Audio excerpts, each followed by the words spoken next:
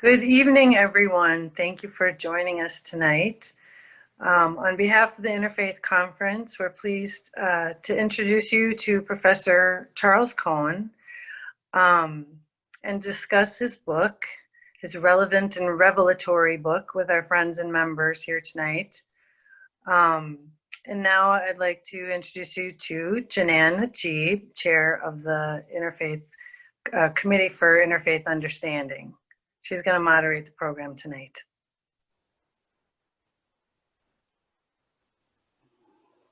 Janan. You know, I'm going to still forget to unmute myself. Welcome, everyone. I'm Janan Najib. I chair the Committee for Interfaith Understanding of the Interfaith Conference of Greater Milwaukee. We are really very excited today to have a special guest. I have known Charles for probably 15 years or so. And we had anticipated having the event in person, but then as everyone knows, everything has gone virtual.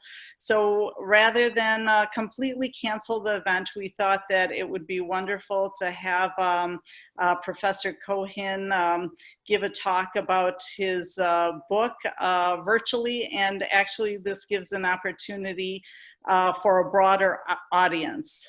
I want to, for those on Zoom, just remind everyone to please remain muted until it's your turn to ask a question or to speak. For those of you that are on Facebook, you can definitely send us your questions. We will be monitoring that. We hope to answer questions both in the midst of the presentation and then take the majority of questions at the end. But I'd like to first introduce Professor Cohen. He's the E. Gordon Fox Professor of American Institutions, Emeritus at the University of Wisconsin-Madison. He joined the faculty there in 1984. He received his BA at Yale and his Ph.D. at the University of California, Berkeley, and he retired at the end of 2017, so he doesn't have to worry about preparing classes virtually for his students. I bet he's really happy about that. Professor Cohen has written extensively. He's written about colonial British North America, American religious history, the braided histories of Judaism, Christianity, and Islam. He's received numerous awards, including the Allan Nevins Prize of the Society of American Historians for his work. He has he's also received, served on numerous councils, the American Society for Church History, and received an appointment as a distinguished lecturer of the Organization of American Historians.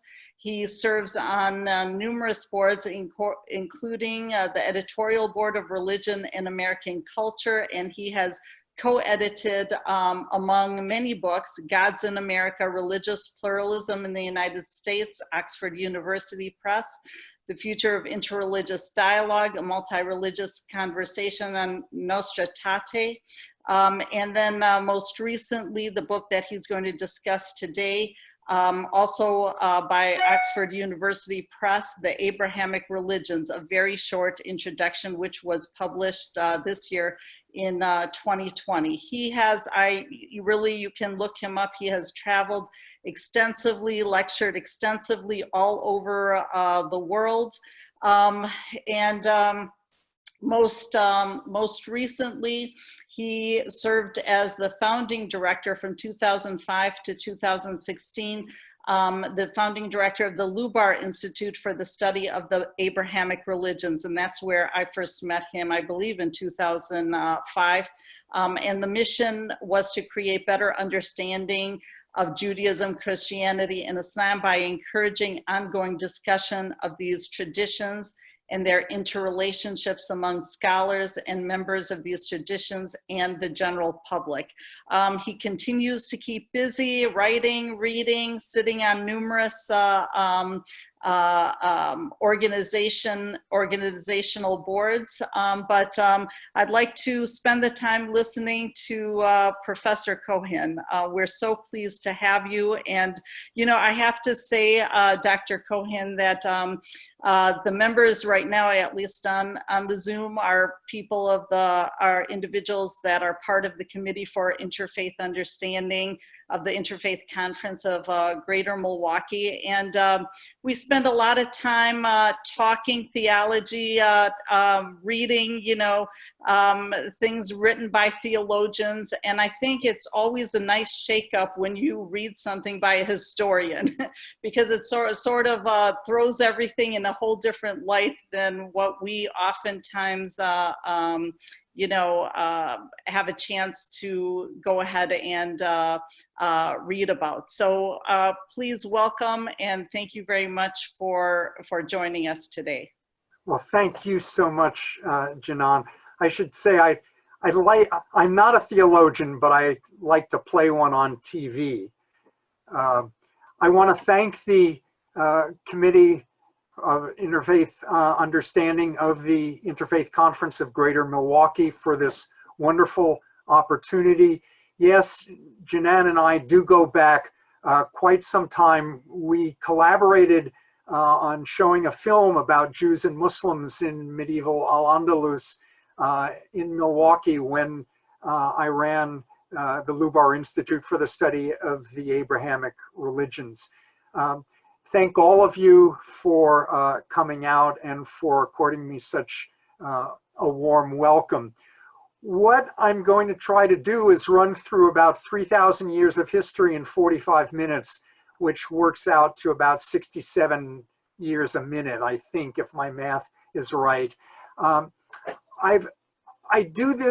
wrote this book in order to facilitate conversations among Jews, Christians, and Muslims, and to provide perspective for anyone who might be interested on such conversations. Before I start that, though, let me say a word about how I got here. The process was in part intellectual. I was hired, as Janan suggested, to do Anglo-American colonial history, 17th and 18th century Anglo-America. A far cry from where I ended up. My career evolved. I moved into American religious history, became director of the religious studies program at UW-Madison, and then director of the Lubar Institute. But I think as much as there's an intellectual direction to all of this, I think I was moved by more personal considerations as well.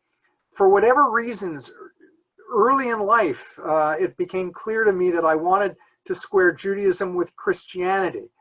And the central event of my life has been my marriage to a Roman Catholic. This is our ketubah, that is a Jewish wedding document. And as you can see, it has the traditional text in Hebrew, but it looks as if we are in a medieval cathedral. And that's supposed to indicate the marriage, if you will, of my tradition and of hers. I came to engage with Islam later because of professional circumstances. And the book tries to realize the convergence of these professional and personal trajectories. Just one note, later on I will be showing a slide from medieval Persia of the prophet and the line of prophets that he represents. So in case anyone does not want to see that slide, I will let you know when it's coming. I once had a student in a course I was teaching a Muslim student feel a little uncomfortable about seeing a vision or an image of the prophet. So, but I think it's a beautiful image and it's an important one, and I want to show it. So let me get to the book, and the book looks like that. The core theme is that Judaism, Christianity, and Islam constitute a family of religions. I use the term Abrahamic religions because to my mind it articulates this insight best, although there are other ways and other scholars might want to use different terms. One term is they're monotheistic religions, which they certainly are, but they're not the only ones. Some scholars use the term the people of the book, which comes from the Quran itself.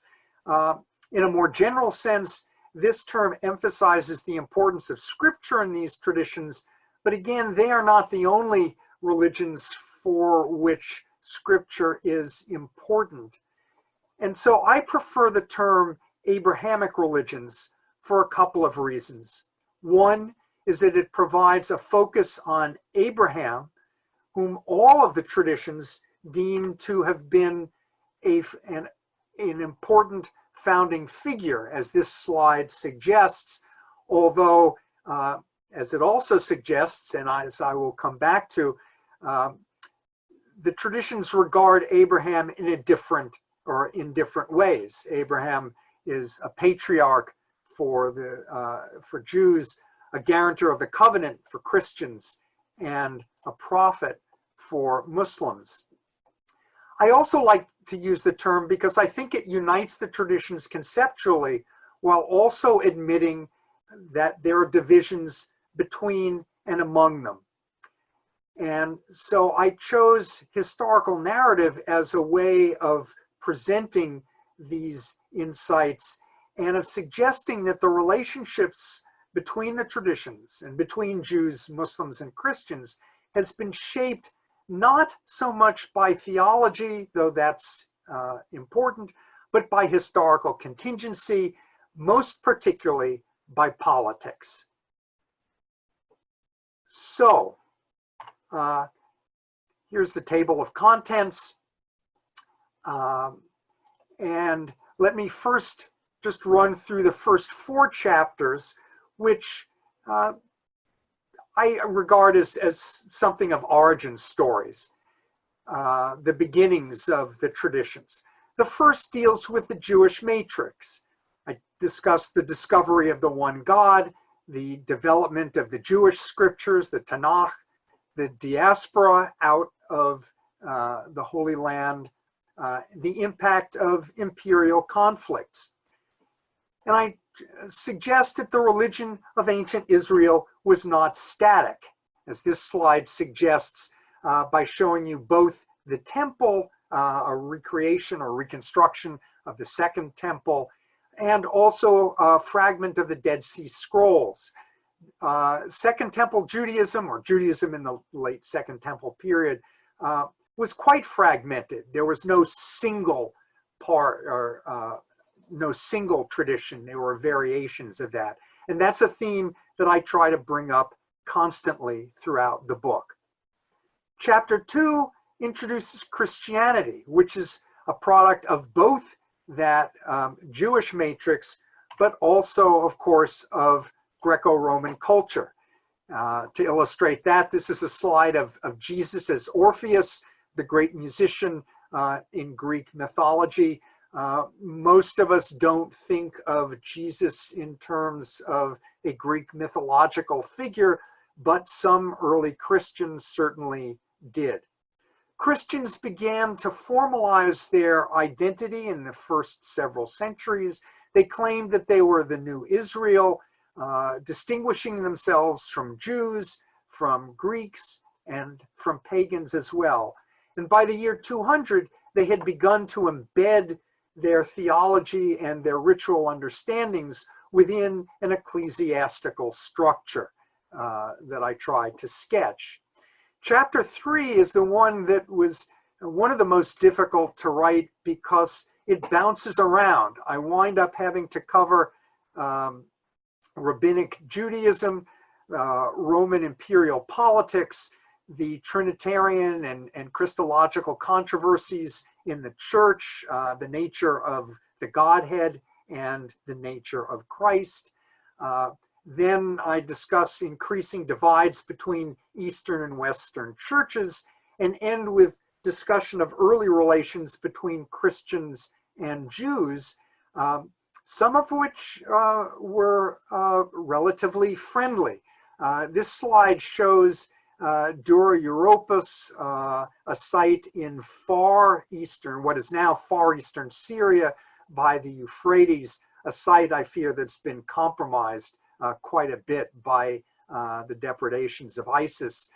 But in 3rd century Dura Europos, you had a house synagogue just a couple of blocks away from a house church, and they in turn were just a couple of blocks away from a variety of temples to Zeus, a military temple, and so on. This is we might call this an example of 3rd century religious pluralism. In this chapter, I note that the destruction of the Second Temple by the Romans in the year 70 necessitated a refiguring of Judaism on a scale that neither Christians nor Muslims have ever had to face in their traditions. And while that was going on, Christians were sorting through these very complex theological questions regarding the nature of God, the nature of Christ. These issues more often, or at least frequently, occasion strains among churches, and imperial politics only heightened those tensions. But these developments did not occur in a vacuum. It's in the early centuries of the Common Era that both Jews and Christians are developing their canons, deciding which of their books they consider to be holy and which ones they do not.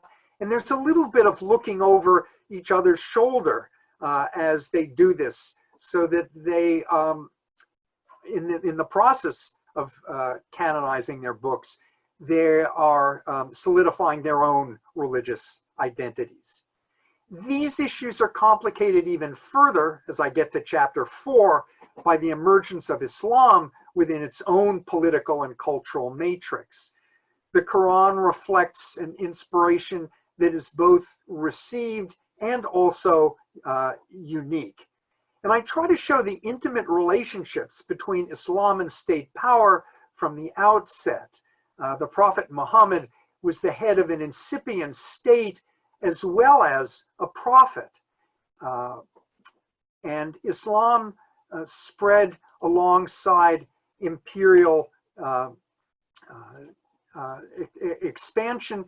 As this slide suggests, these are coins from the Umayyad dynasty, one of the early caliphates at the end of the 7th century, and they are modeled on coins from the Byzantine Empire, except that the Byzantine coins had the figure of the emperor, when early Umayyad coins featured the figure of the caliph. There was a lot of pushback from that, and so the coins became non-figurative with quotations from the Quran as the Umayyads used them in order to legitimize themselves by saying, we are the protectors of Islam.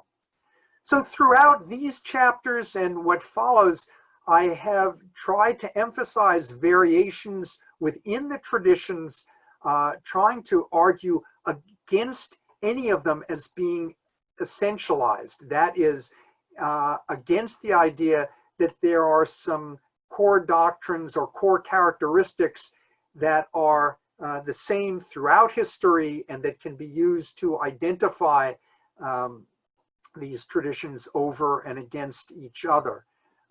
Rather, as I've tried to suggest, I'm more interested in historical contingencies to help explain the ways in which people treated each other and the relationships they had. In the second part of the book, in chapters 5 through 7, I concentrate on relations between Jews, Christians, and Muslims from the 7th century to the present. Chapter 5 covers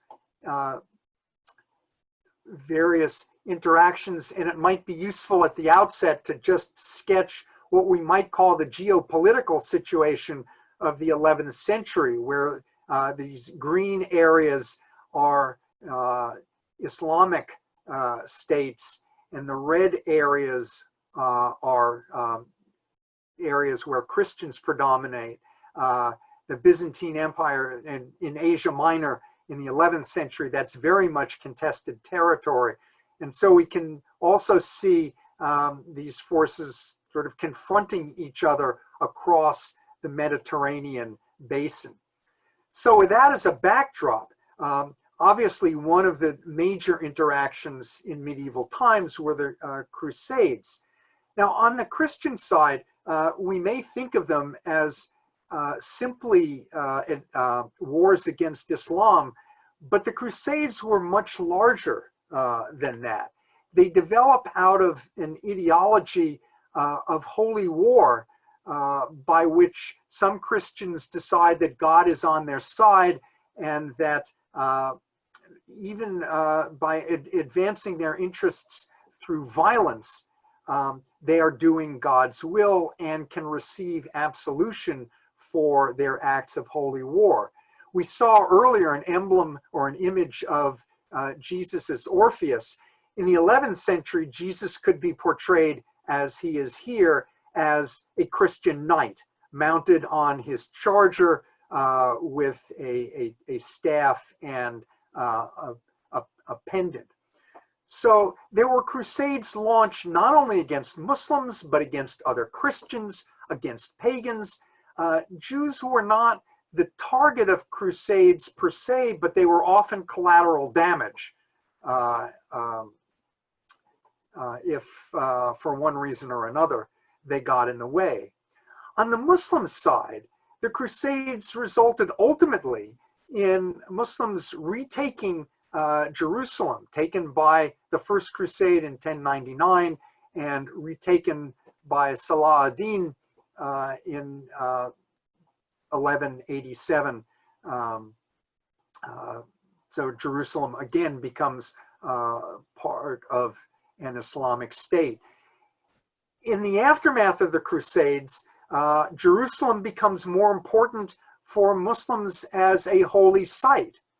But the longer term impact of the Crusades on Islam or on Muslims, I think, has to do with the memories of what we might call Christian or Western perfidy. The idea that that Christians had launched this surprise attack on Islamic soil. And it is a trope that resonates even today in certain quarters when certain Muslims talk about crusaders. They're not using the term idly. It goes back to a memory that by now is almost 1,000 years old. But warfare was not the only way in which Christians, Muslims, and Jews interacted. And I spend time talking about how Christian and Muslim polities regarded their religious minorities. To make a large-scale generalization for which there are many counterexamples, in general, Muslims tended to treat their Jewish and Christian minorities better than Christians treated their Muslim and Jewish minorities. But again, one can find counterexamples to that claim throughout the period. There were many instances of cultural exchange, the most famous of which might be Al-Andalus, again, medieval Iberia. Some people think because this is a time when at certain periods, Jews, Muslims, and Christians are interacting in often very friendly ways. There's a tremendous amount of cultural exchange. I love this image because it is It comes from a book commissioned by a Christian king about games. Much of it has to do with chess and various chess positions. And in this case, we have a Jew and a Christian playing chess in a book commissioned by a Christian king. Some people would say that Al-Andalus was a golden age. I wouldn't go that far because in the end it ends badly, and there were always conflicts of one sort or another going on. But it is an example of how interreligious relations are conditioned, I think, by contingencies. There were great possibilities during this period, and this book is just one example of that. The next chapter deals with reform. Each of these traditions had to confront a series of mass changes that go under the name of modernity. I'm not going to try to define that often slippery term, but each religion tried to assert what it understood as its own traditions in the face of such things as the global expansion of Christian empires, of the rise of the Enlightenment, and particularly of religious skepticism. And here is an early 18th century edition of one of the earliest atheist tracts showing Moses, Jesus, and Muhammad holding masks because in this author's estimation, they are fakes and they just delude their people. So all of the traditions had to deal with skepticism and with the emergence of nation states. And they react in different ways. Within Christianity, there are a series of reformations. The Protestant version challenges the constituted authority of the Catholic Church with the claim that it is returning to the pristine apostolic church that the reformers thought they glimpsed within Scripture. The end result, not intended initially, was to fragment Christian identity even more by bringing in a whole other group of Christians known as Protestants, along with Catholics and Eastern Orthodox. Then there was the Enlightenment. I've just indicated or shown you an image of the skeptical side of the Enlightenment, but the Enlightenment had many facets. And one side of it, the religious Enlightenment, tried to bring revelation, claims of knowledge based on revelation, in line with reason. In Islam, Muslims sought in various ways to reassert the authenticity of their original revelations as they understood it, but in fact, their reform movements played out in both reactionary and progressive ways, dependent on political context, a point that I'm going to come back to later on. In Judaism, efforts at reform coincided in Europe with Jews living in societies that were going through the Enlightenment and beginning to emancipate Jews and offering them for the first time in nearly 2,000 years the opportunity to become full citizens. So some Jews begin to rethink their religious law by applying reason in a good Enlightenment way, and they're also influenced in this by their desire to gain full citizenship. But there's pushback from other segments of Jewish communities who think that the reformers have gone too far. And the aftershocks generate sectarian splits that had not been seen within Judaism since the time of the Second Temple. Again, what I'm suggesting here is that political context is very important for understanding how reform plays out in each of these traditions. In the last chapter, I deal with modern encounters, including imperial expansion. Take a look at these maps. In 1453, the year in which the Turks capture Constantinople and end the Byzantine Empire, Islam stretches from northern Africa into Central Asia, and Christianity is still pretty much a European religion with some outposts elsewhere. If we fast forward 500 years, it looks very different. Christianity has spread across the world, and it has been the beneficiary to a great extent of imperial expansion by European countries which were Christian. So expansion, migration continued to shape religious geography. Western Christianity became a truly world religion in concert with European colonization.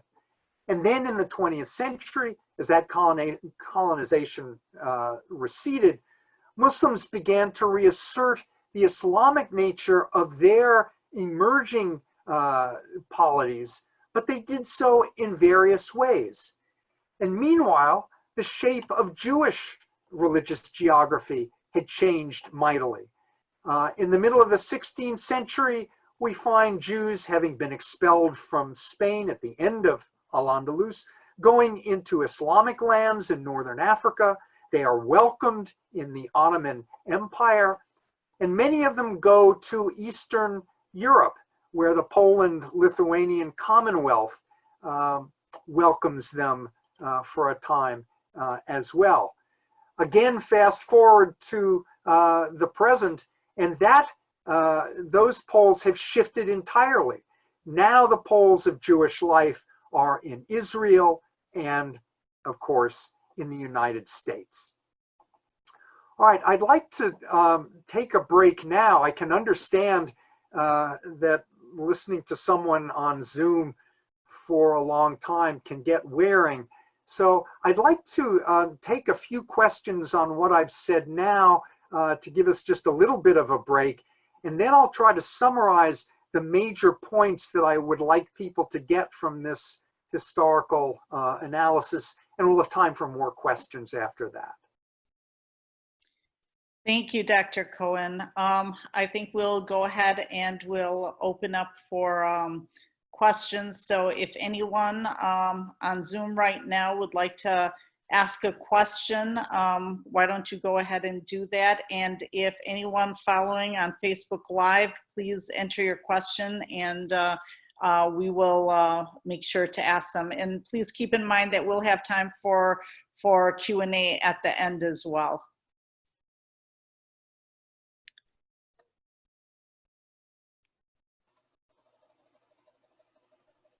Hi, this is Nancy Landman, Professor. Thank you. I have a question. I am a retired deacon in the United Methodist faith tradition of Protestant Christianity. I was really drawn to the imagery you spoke about, it's also in your title of your talk tonight, but also in your preface and epilogue, in which you talked about your study of the Abrahamic religions as a weaving process. And I really responded to that because following my undergraduate degree, which I received at the American University in Beirut, Lebanon, I became involved in a lifelong of refugee resettlement and immigration ministries. And in my experience over time, both lived and in work, and working with people from all over the world, I realized that we need to expand rather than contract our connections. I like to talk of weaving our hearts together so that we might embrace a far greater number of possibilities inherent in the many strands of our threads of our cultural and faith traditions so that we could make a better world.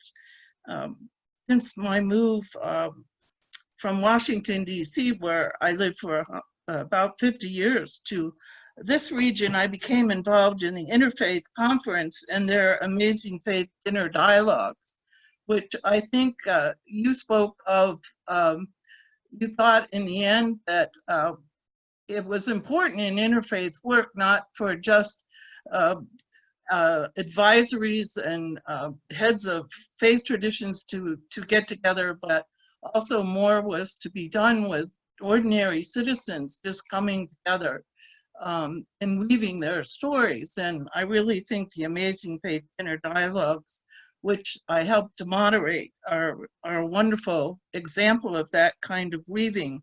I wonder if you have encountered other ways to make this weave over the years of your work.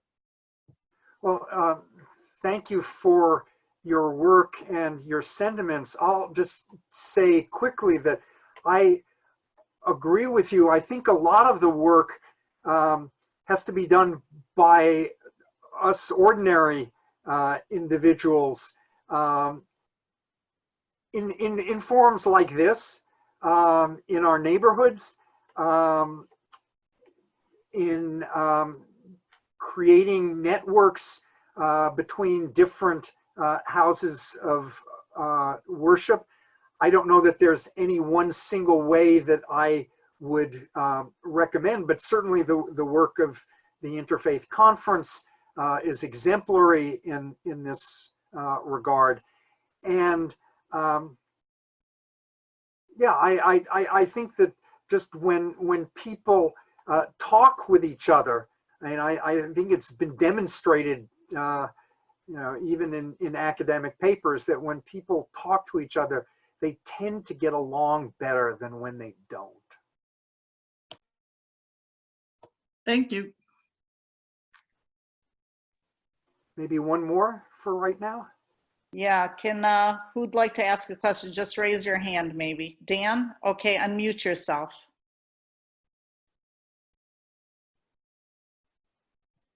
I'm unmuted, I think. Yes. Professor, first of all, I'd like to commend you on a very fine work. Thank you.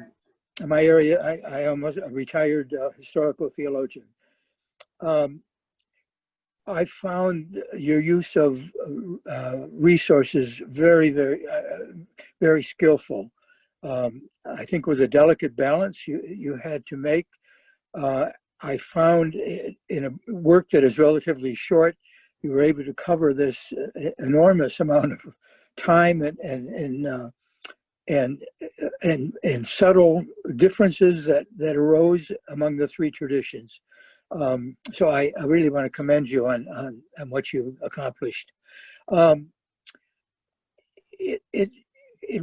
Maybe this is not a great question, but how did or why did the Christianity Judaism represent different culture than Islam? I'm not sure if I would put it that way. Each of these traditions has its own internal dynamic and its own internal logic, but each of them has traveled through time and space. And so I'll go back to my own ketubah, which actually models or is derived from a medieval Hanukkah lamp, which Jews would have used in their houses. But the model that I have has a rose window in it and Gothic piers. It's clearly modeled after a medieval cloister. The book we saw, the Book of Games, with a Jew and Muslim playing chess. People express, the ways in which people have expressed their religions has varied in cultural contexts. And that's one of the points that I try to make. Now, I'm not trying to reduce religion simply to culture. Each religion has its own major ideas, its own scriptures, its traditions, etc. But again, I think there is a play between these traditions across time and space that means it's very hard, I would say impossible, or at least inaccurate, to try to encapsulate them as being one thing or another, because you can always find an example where that's not true. Yes, yes. In a sense, each could almost represent a variety of cultures. Yes. Yeah. Yes. Yeah. Thanks. So Mm-hmm. if I may, let me go back to try to pull all this together. I realize I just ran through centuries as if they were nothing. That was pretty fast. So let me try to give you some of three of the things I think are the most important. The first is that these histories are braided, and thank you, those of you who have liked that image. It's very meaningful to me as well. I want you always to think of each of these religions in the context of them all. That is, I don't want you to think of one or the other, your own or someone else's, as being isolates. Like braids, they're distinctive, but they form a larger whole. And one of my favorite illustrations of this is this example of a Quran. It's turned to Surah 114, the people, the last of the surahs. And now some of you who know Arabic are saying, but that's not Arabic. No, it's Hebrew. And that's the point.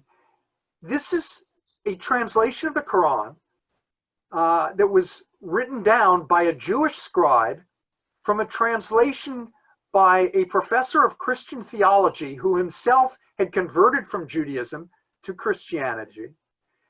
This translation was made from a Dutch version that was itself a translation of a French version from the original Arabic. It's a large book that was bound together with a short biography of Muhammad and an account of the night journey, and it was created in Cochin, India, the southwest coast of India, in 1757, so that the Jews of Cochin would know something about their Muslim neighbors. That's braiding. Yes. That's, to my mind, just this image demonstrates the intricacies, the ways in which Jews, Muslims, and Christians have interacted. So that's one point. The second thing is that politics matters. Christian and Muslim identities took shape in close contact with state power. In this case, the Council of Nicaea, which makes a very strong statement about Christian Trinitarianism, is called by Emperor Constantine. And in this, I think it's 8th or 9th century depiction, we have the council, but we also have Constantine with his soldiers. And I'll let you decide who has more influence in this particular scene. On the Islamic side, the intention of the caliphate was to unify and protect the Ummah, the Islamic community. But Rabbinic Judaism developed in a very different dynamic because Jews did not hold state power.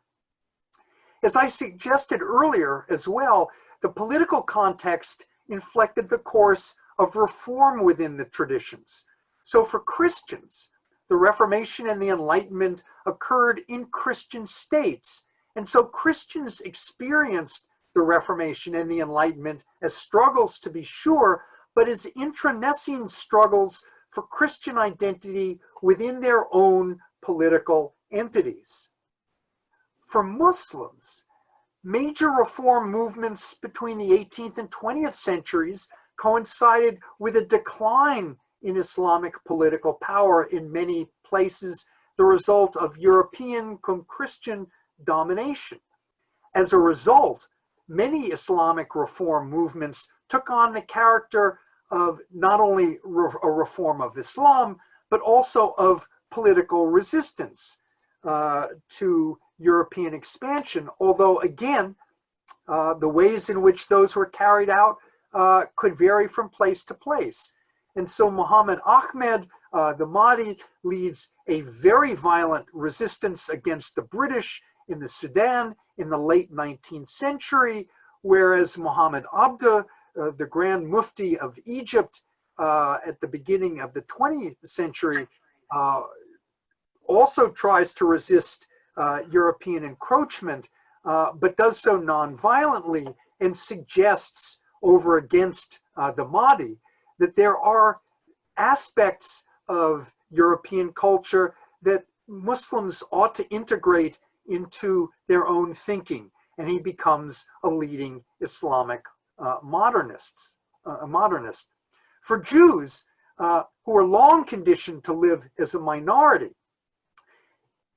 their appropriation of reform in Central and Western Europe, at least, is conditioned by their seizing on the Enlightenment as a means of educating themselves and on emancipation as a way to gain full citizenship of Jews.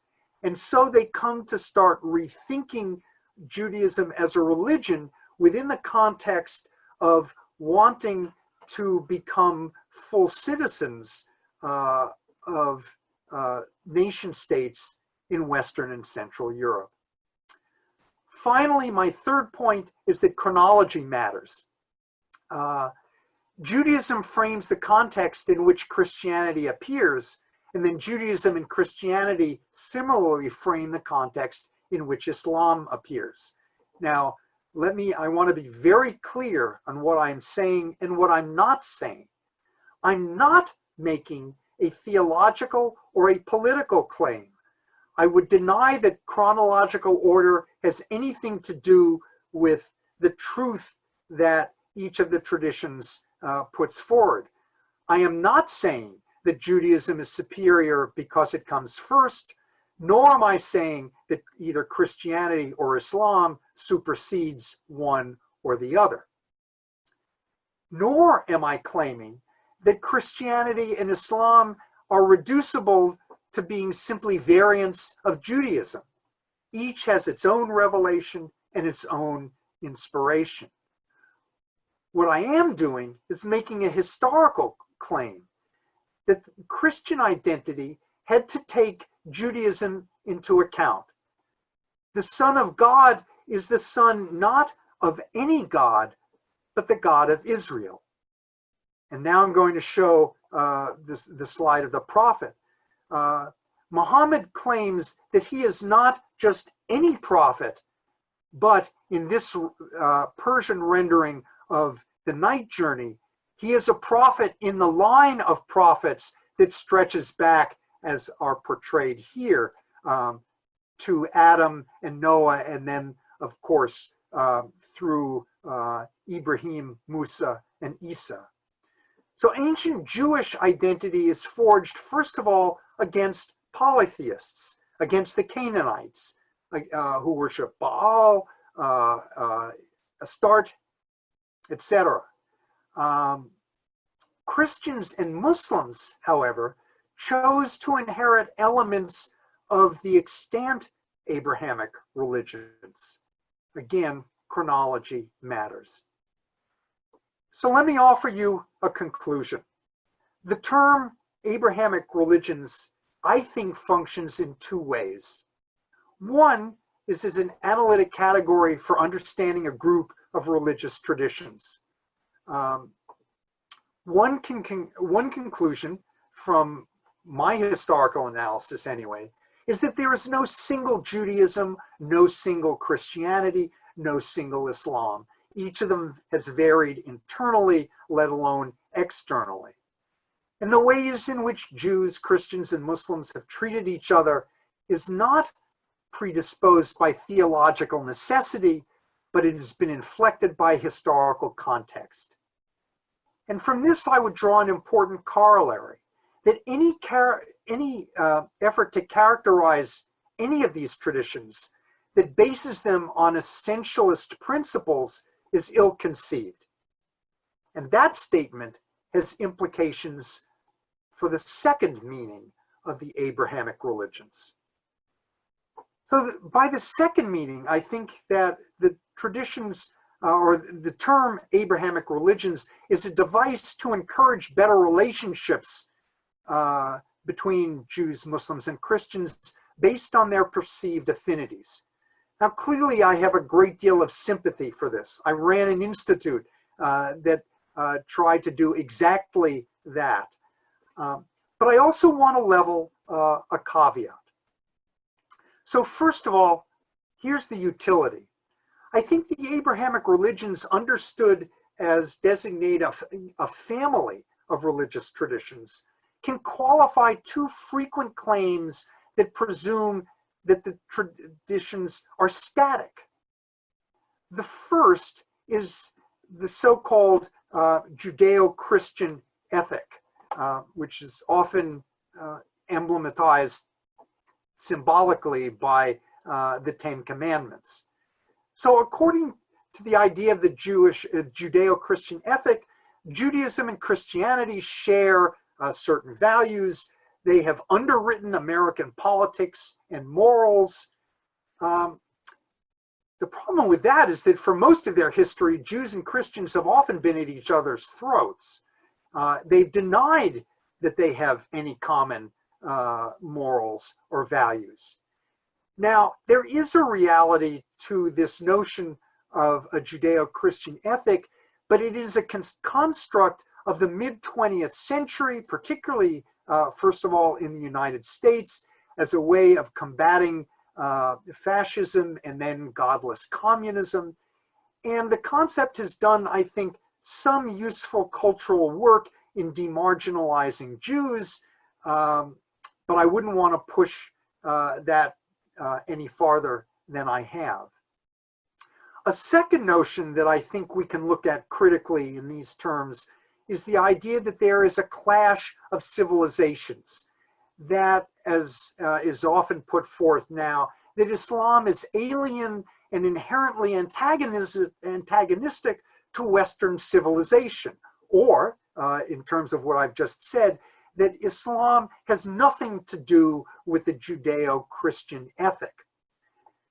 Well, the problem with that is that Islam actually has a lot to do with the Judeo-Christian ethic and its development over time, as exemplified by this slide showing Muslim scholars in the House of Wisdom in Baghdad in one of the major translation projects by which Muslims, aided, to be sure, by Jews and Christians, are bringing classical knowledge into Arabic, and eventually in another translation project that takes place in Al-Andalus, going from Arabic into some European narratives, into some European languages. Muslims, as is well known, are absolutely vital in the transmission of Greco-Roman learning, which then gets rediscovered by, quote, Western civilization. Now, to be sure, there are conflicts between Muslims and Christians and Jews throughout history. But again, I'm saying they're not preordained. They are not inevitable. And in the current political climate, I think there's much to commend the idea of the Abrahamic religions as a term to replace the Judeo-Christian ethic as a cultural meme.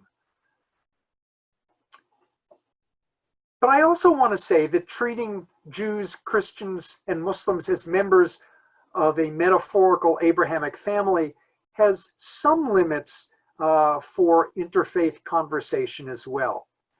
The image here that they are families or children of Abraham is rooted in Abraham's hospitality the source for which is the passage in Genesis where Abraham entertains three strangers. In some versions, they're understood as angels in his tent. Well, Rembrandt didn't render it as a tent, but scripture does. He invites them inside and gives them all the hospitality that he and his wife Sarah, here shown in the background, can give them. And the idea here in interfaith discussion is that Jews, Christians, and Muslims can all shelter under Abraham's tent. There's some cogency to this idea. Certainly the traditions share an ethic.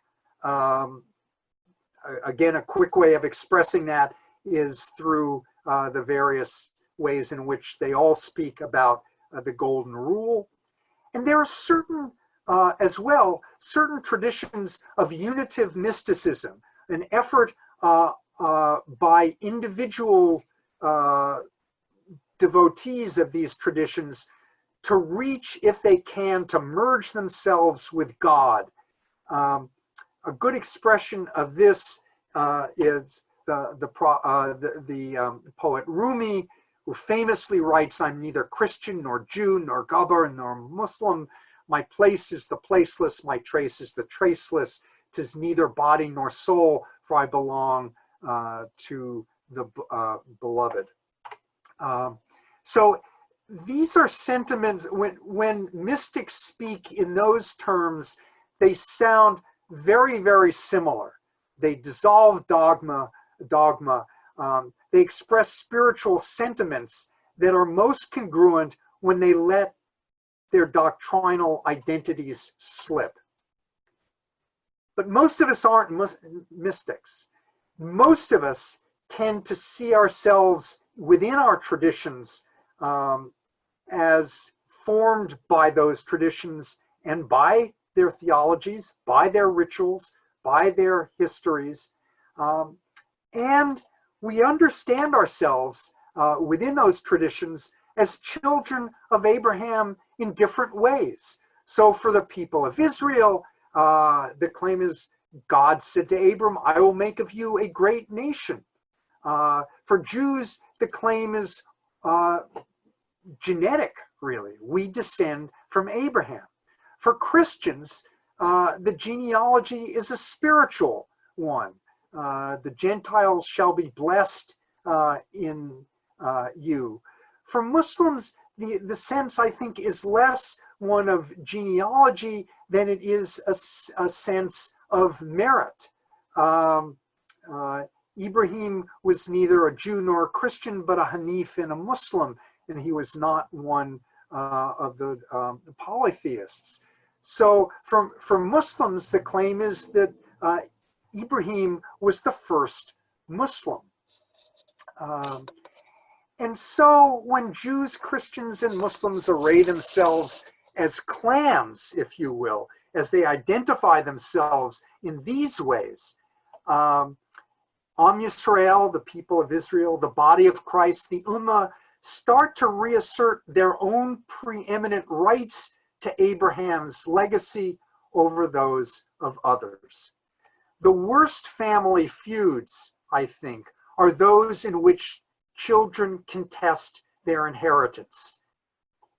And we can say in this sense that Jews, Christians, and Muslims are each arguing that they are Abraham's worthiest heir. The braided futures of the Abrahamic religions will depend, I think, on how or whether Jews, Muslims, and Christians continue or don't continue to contest their perceived birthrights. Thank you. Thank you so much, Dr. Cohen. That was a wonderful summary of a wonderful book. I think that there are many questions to be asked, and more discussion. We could probably spend hours and hours discussing all of the chapters, but I want to go back to the questions. going to individuals that haven't had an opportunity to ask. I also want to remind those that are following us on Facebook Live, and we've got quite a number of them following us, to go ahead and enter your questions if you have any questions as well. But why don't we go ahead, and I know that Tonin, you had a question. Why don't you go ahead? It's probably more of a statement than a question. It seemed to me, you know, I'm a sort of outlier here because I'm a Buddhist. I'm a non-theist even. But it seemed to me that the coming together of a common ethic is the thing that allows interreligious cooperation, because we have, you know, different structural traditions, different beliefs. We are, if you will, different clans. But I think what becomes really important is the ability to find the touch points within our various teachings and faith, because then we can operate for the general good of everybody. That needs to come to the fore a bit. I mean, it's quite interesting. You know, Janan asked me if I would speak, and I said, well, I'm not, you know, I don't follow an Abrahamic religion. And the answer really was, yeah, but you may have some perceptions. And I think that the sharing of these impulses is critical. And I want to have just one other thing quickly to say. I was looking at the maps that you showed, Charles, and Dan's question about, you know, cultural differences. And you mentioned quite rightly that politics and chronology have something to do with it. So if you look at those religions, those maps, you find Christians all across Europe, and they were in place. And the Islamic Empire all across the north of Africa and on into Asia. And part of it, the problem was that they couldn't make much headway in Europe because the Christians chronologically had established their turf. And with the Jewish, there was this spread across everywhere because they did not have a political polity. So the geography looks to me as much a matter of chronology as of culture. And some of that is disappearing. But anyway, that's what I want to say. But I want to thank you very much. I think this book is enormously informative. Thank you. I'll just go back to one of those these slides that yes, does show if you're sort of attracted to these kinds of ways of looking at things. There's sort of an eastern flank by Byzantium and southeastern Europe, and then a western flank in North Africa and Spain.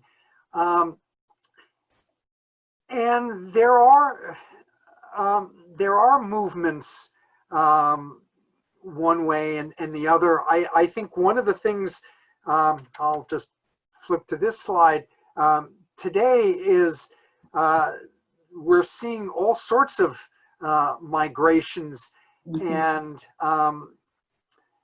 you know, in some sense, certain sort of historic homelands breaking down, or senses of identifications breaking down, and also unhappily in some places some pushback against that by people who want to reassert certain kinds of nationalisms.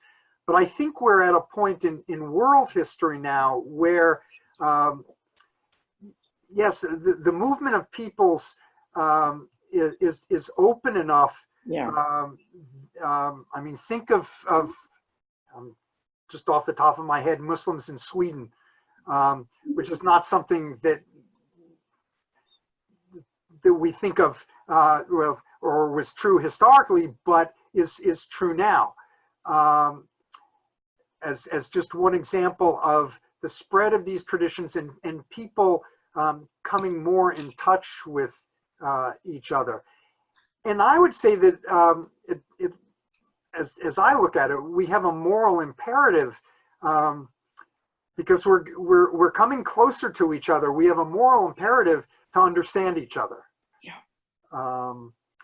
I've tried to outline some of the ways some of the difficulties in doing that, because I don't think it's always so easy, but I think we have to do it. I agree heavily. Thank you. Can we go to Father Phil? Did you have a question? No, okay. Sherry, there you are. Okay. Thank you. Well, first of all, I encourage everyone that's listening to this to think about reading this book, whether you come from an Abrahamic tradition.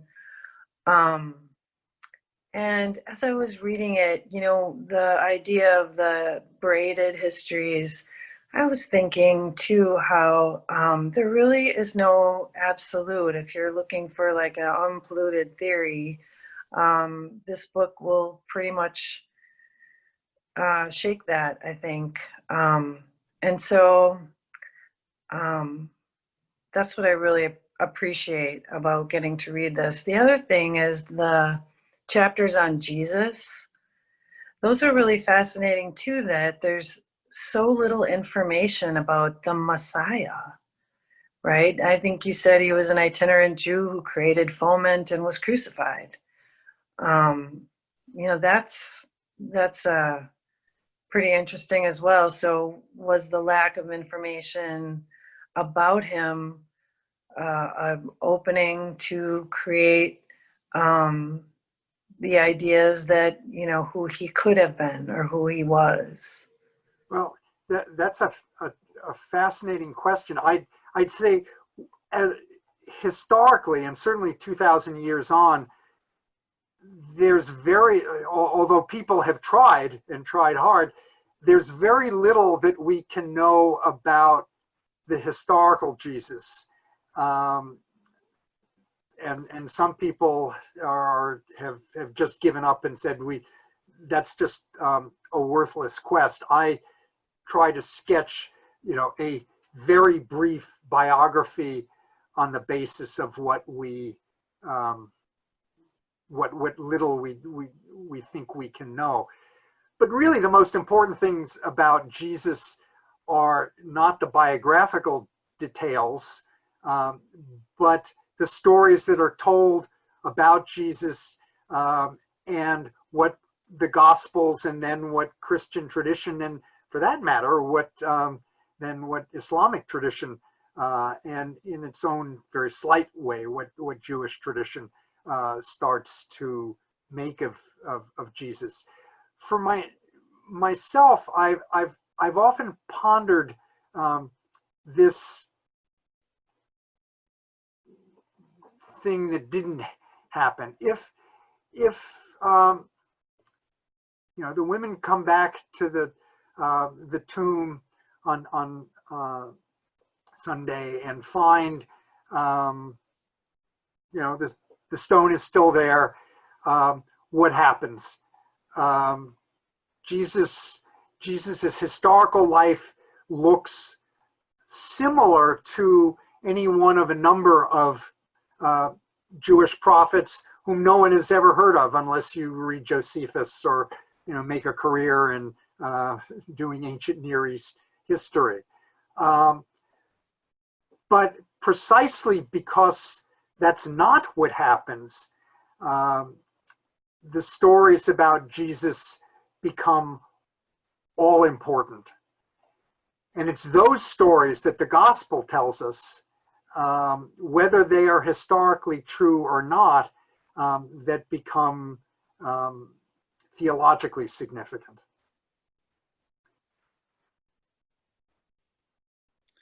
Thank you. We're going to take one question here from one of our Facebook individuals. Thank you for presenting tonight. I was not familiar with your work until tonight, and I look forward to reading more. I came to this presentation late.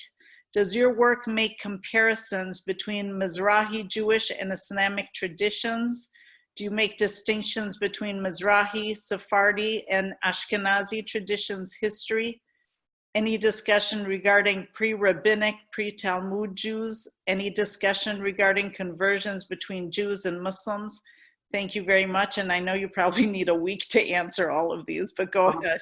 Well, in the again, when you're covering 3,000 years in 134 pages, a few things get left out, or things get covered in a sentence that other people would take an entire book to write. So on those specific things, the first chapter is, which I call the Jewish Matrix, but covers the development of what becomes Judaism. It's not, I don't think that term applies to ancient Israel, but I tell the development of what becomes Judaism over the course of 1,000 years. So there's the sort of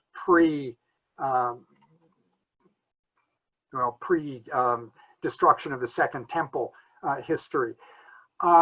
I'm able to identify again very quickly differences between the Ashkenazic tradition and the Sephardic tradition.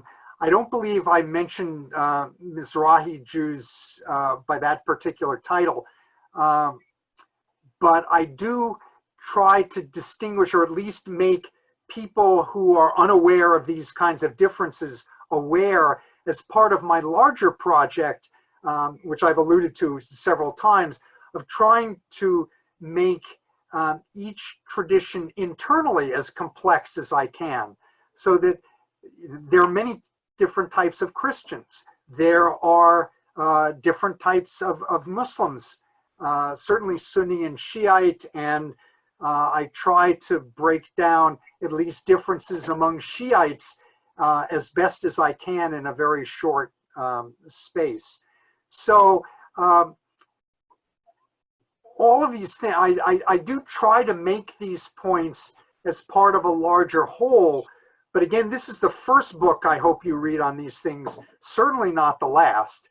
And for any kind of detailed exploration of these issues, there is a little bit of a bibliography to help guide you into some of the other literature that'll take you far more deeply into some of these specifics than I ever can. Wonderful. Do we have any of the other questions? I think we have one more coming in here. Okay. Again, from Facebook, I appreciate you encouraging all religions to get along. As Ibu Patel said, when you meet someone of another religion, rejoice in the similarities and don't argue about the differences. Well, I think that's a good thing to remember. Yeah, my work at the Lubar Institute had me crossing paths with Ibu on a number of occasions. I'm thinking also, and this is going back, I think, to a question or a point that Nancy raised earlier, that Jim Wallace, the evangelical who runs Sojourners, talked about when he visited campus some years ago.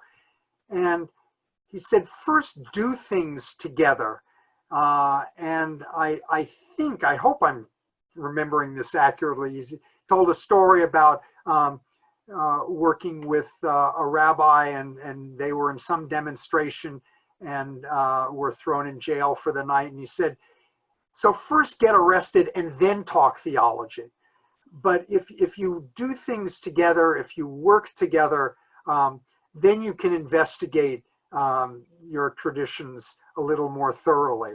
And I'm very sympathetic to that approach as well. Wonderful. Anybody want to jump in? Otherwise, I'm going to, actually, I'd like to ask you a question, Professor Cohen. And this is more about not so much your book, but it is kind of like your life's work and experience. if you can tell us what, you know, during all of these years of working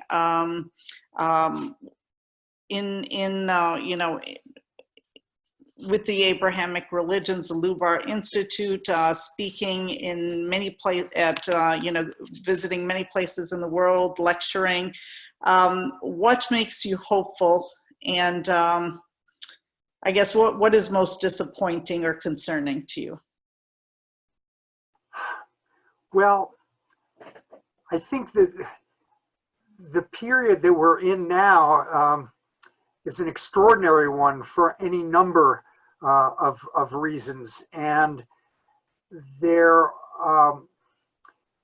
it's a time of great hope and a time as well of as I see it, great danger.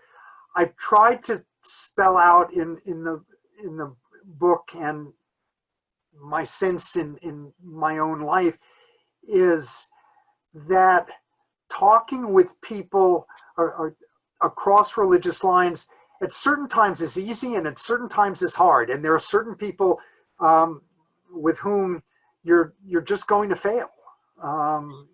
And there's no two ways about that.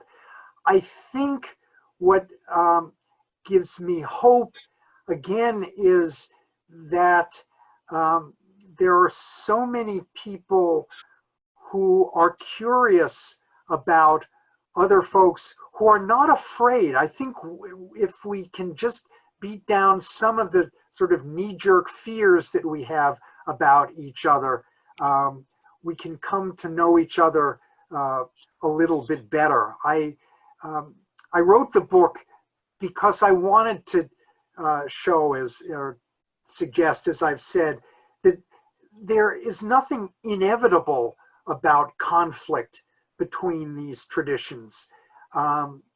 There has been conflict. More often than not, I think it's been raised because of political considerations first, as opposed to religious considerations.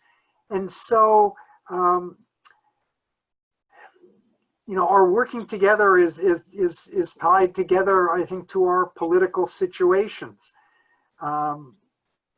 I still have hope that the United States is a place where people from different traditions have come because they felt they could live their lives and their religious lives as freely as they could. And I know Muslims who have come here for that.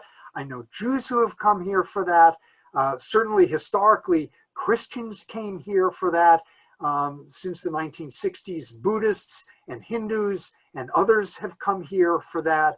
So I think if we preserve what's best in our political tradition, that will help us get along with each other in our religious differences as well.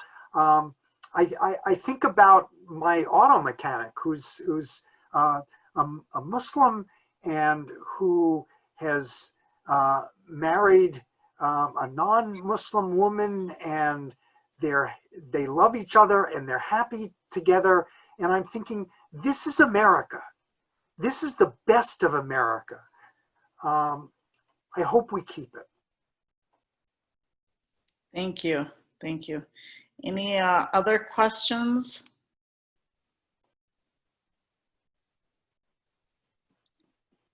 Anyone else via Facebook? This has definitely been a wonderful discussion.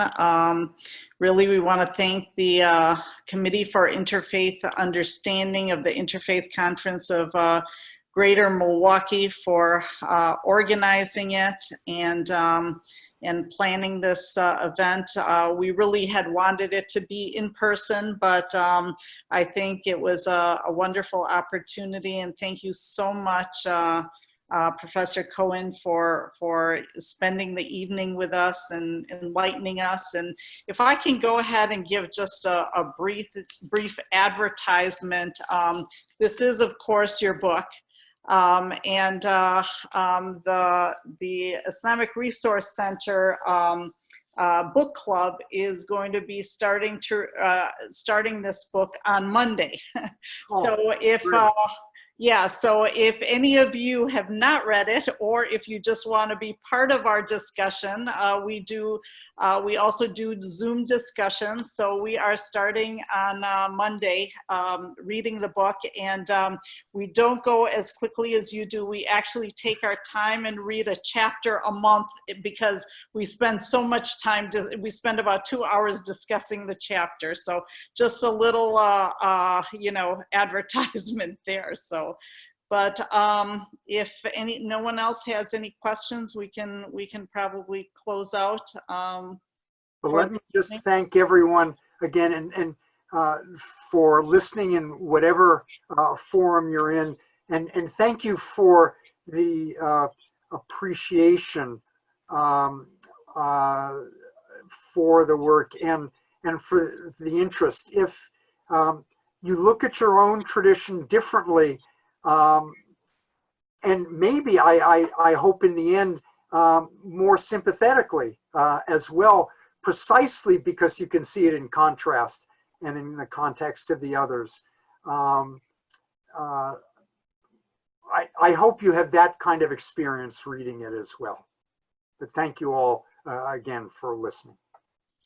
Thank you again, and thank you, and everyone, please be safe, wear your masks, wash your hands, and try to, take care during this pandemic, which is definitely real. So hope to meet again for another event. Thank you again, Dr. Cohen. Thank you. Thanks, Dr. Cohen. Bye-bye.